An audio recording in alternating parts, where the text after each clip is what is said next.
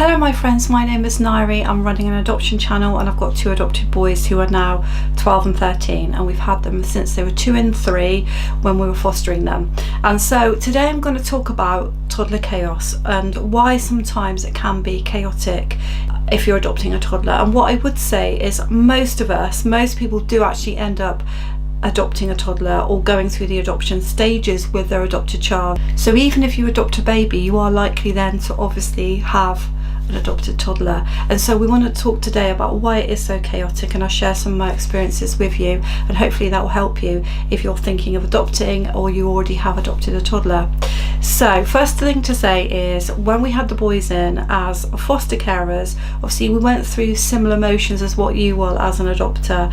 And the thing is about when you adopt is sometimes you feel that when you take on children from foster carers, you're going to be able to change everything that happens. And of course you want to try to change things to work around your family circumstances.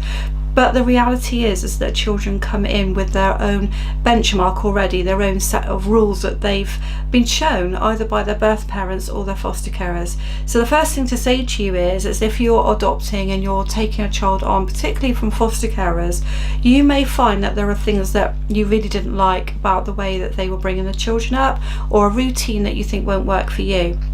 And in a time, of course, you're going to be able to change that. But toddlers thrive on routine and familiarity.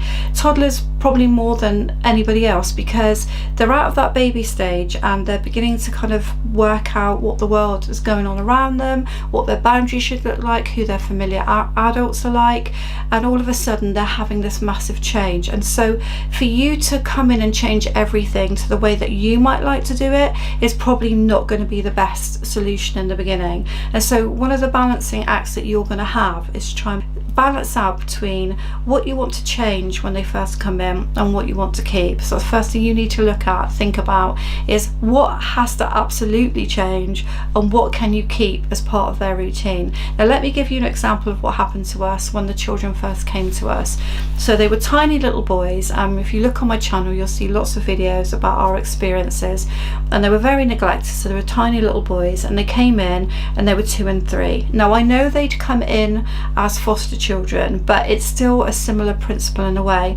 They'd come in with their own set of rules, and for them their set of rules around sleeping were going to be very different from what our set of rules were, but we didn't know that at the time. We knew nothing about these children that were coming in, and so we set up a bedroom ready for them as toddlers, one nearly 2, one nearly 3, and the little one was so tiny we decided, even though we didn't have any information, that we would set a cot up for him to go into, because it made sense.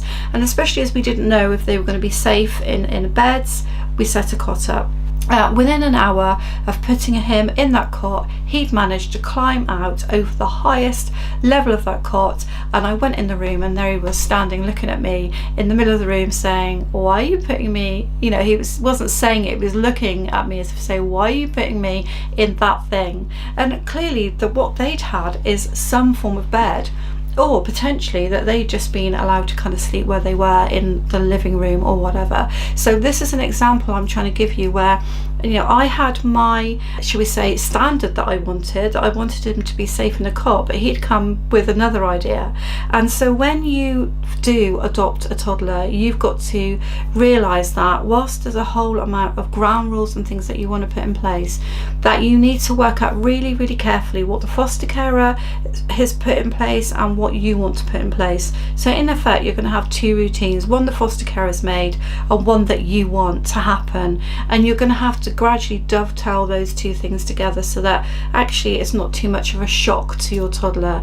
But this can be very chaotic because actually you don't know what it is you're going to be able to change. You don't know how your routine is going to look, and you don't entirely know exactly what the foster carer was doing. Even if they've given you some sort of idea, you won't 100% know what it is they've been doing. You're never going to know everything, and that's why it can be chaotic, because you're trying to mesh together 2 households in effect, and that's normal, that's okay, and it takes a long time before you finally get your routines into place.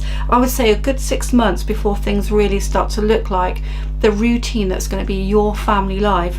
And also, of course, you've not had that family life before. So you may already have children, you may already have had toddlers, you may have adopted before, but you still don't know what the routine is actually going to look like for this adopted toddler. And that's why it can feel totally chaotic. And it can feel like you're not in control of the situation. And that's normal as well. I just want to say, when you feel out of control, that is normal as well. So the other thing to say is that toddlers are beginning to learn new things all the time. All the time they are learning something new, and you want to get the right things in. You want to establish good eating habits, a good bedtime routine. You want to establish good behavior with them. And of course, it is really important that you do have those standards, that you do know what your own mind is on those things, because toddlers will push you really, really hard, especially when it comes to foods, for example. If they've been allowed to do certain things, they're going to push you really hard on those things. So you need to know your own mind.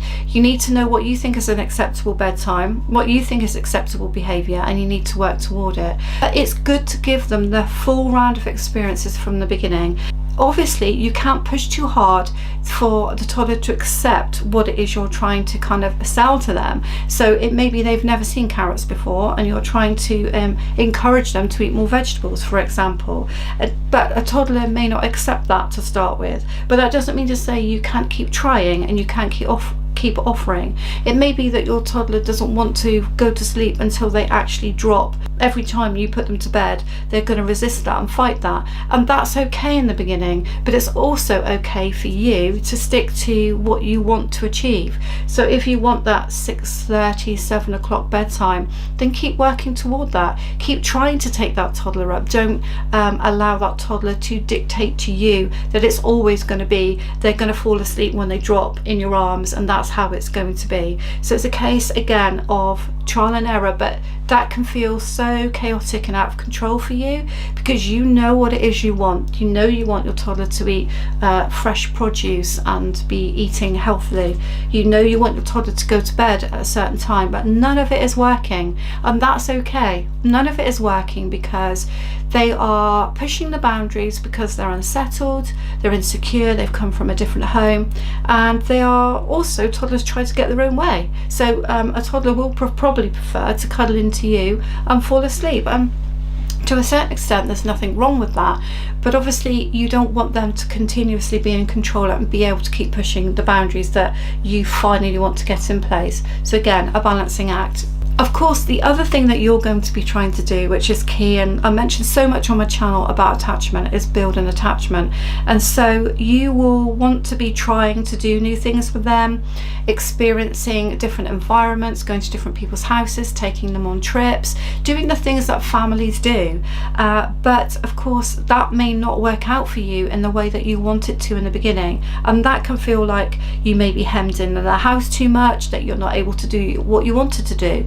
You may find that you wanted to go back to work and it's not quite working out for you. You can't go back to work full time because they're just not ready to be left. And so because you're trying to build an attachment, and the toddler years are the most crucial for that. Obviously babies is crucial for that as well, but we're talking about those toddler years, is that you're trying to build that attachment, but it's so hard to do that and to give all the other experiences that you may want to offer as a family.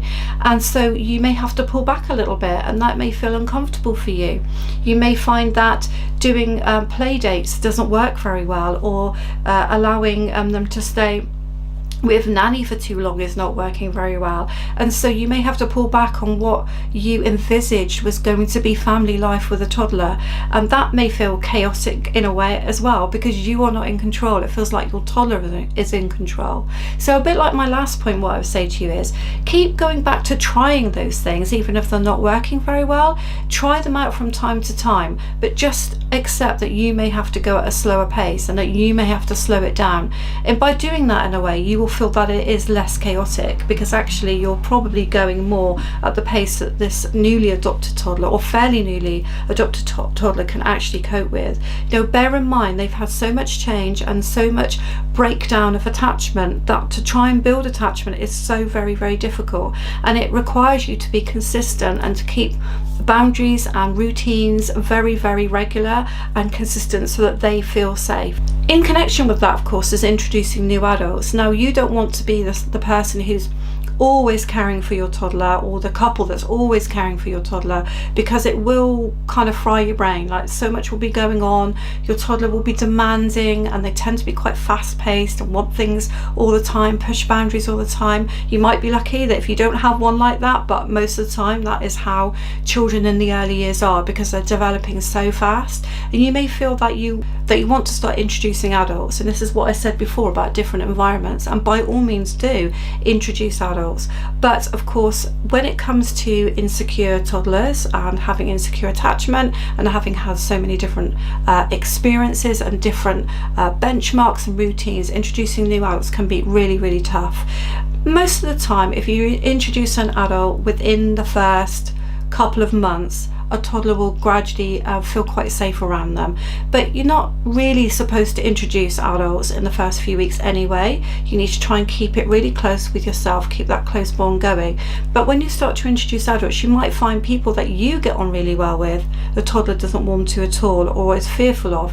And you may find that some of the friendships that you used to hold dear just do not work out for your adopted toddler, because that friend just does not understand what it is you're trying to achieve, does not understand the boundaries you're putting in place and why you can't do certain things with your toddler. And so you need to introduce the adults in a way that makes sense for both of you and your toddler. And sometimes that will be disappointing, sometimes that will feel chaotic, because you will be getting on the phone and saying, we're not coming today, we're not going to the beach today because I don't feel my toddler is in the right frame of mind, or we're not going to the beach today because such and such will be there and my toddler just does not feel safe around that person. And this can be so tough to make those decisions, but you will have to make them, and that will calm things down when you know that you can plan ahead things that your toddler is going to be comfortable with. Also, equally, the friendships for your toddler as you move through the stages of early years. So if we call a toddler, say 1 to say school age, as you go through that time, you will notice that your toddler is beginning to make friendships and try to make friendships. When they're around about 2, they kind of play alongside children and not so much with them, but as they reach 3 and 4, they're trying to make friendships, and some of those will be healthy and some of those will be beneficial. And children really do get confidence from their peers and their friendships. It's really important that you do mix with other children of the same age, and you do allow them those experiences of social interaction, because that will increase their confidence. However, you may find that some friendships just aren't right. You may go to play dates, you may go to the park, you may go to toddler groups, you may set them up at nursery and preschool, and you find that some friendships really do antagonize your toddler and bring out the worst situations for them. Maybe they get triggered by certain things. Maybe your toddler needs to have a lot of control, and then you bring in someone into the group as a friend who also wants a lot of control, and then it doesn't work. So rather than just letting your toddler always try to pick their friends, if you see that it's not working and it's being chaotic, then you can step in and you can actually make the changes that you need to make. As a parent, as an adopted parent, you need to be a really great advocate, and you need to stand up for what you think is working for your child. And a couple of my other points are, all through these circumstances and the chaos of having a toddler in your home and all these things you need to think about, you need to be really strong on finding yourself respite that really works for you, whether it be an hour, whether it be a day, a weekend, a week. You need to build in respite into your year plan, if you like. Make sure that you have times away that you can just recharge your batteries. Any parent with a toddler, regardless of an adopted toddler, will tell you that they get really exhausted, and that is quite normal. You have them by day, you have them by night. They're often restless at night. They might be teething, they might be trying to kind of potty train and kind of get out of their diapers or nappies at night, and so they can be quite wakeful at night. You don't have the best night's sleep, and so you get really exhausted when you are parenting a toddler, and so you need to build in that respite, and don't be afraid to do that. Of course, you're going to need that trusted adult, which hopefully over time you'll build up. And no, maybe you won't be able to do too much within the first few months, even the first 6 months. But trust me, you're going to need regular respite, and it's so important for your mental health to actually find those people that can help you to do that. And also, sometimes you do need a shoulder to cry on, because sometimes it can feel a bit much. Sometimes it does feel like chaos. Sometimes it does feel like you're not doing a great job, that you don't know where to turn to, what to do next. So sometimes you just need that person that you can offload on to and have a shoulder to cry on. I will link a playlist for you. I'll link adopted children's behaviour playlist for you, but there are other playlists on attachment, therapeutic parenting. Please find them. I hope you find them useful, and I hope you're subscribed to Adoption with Nairi. Thank you.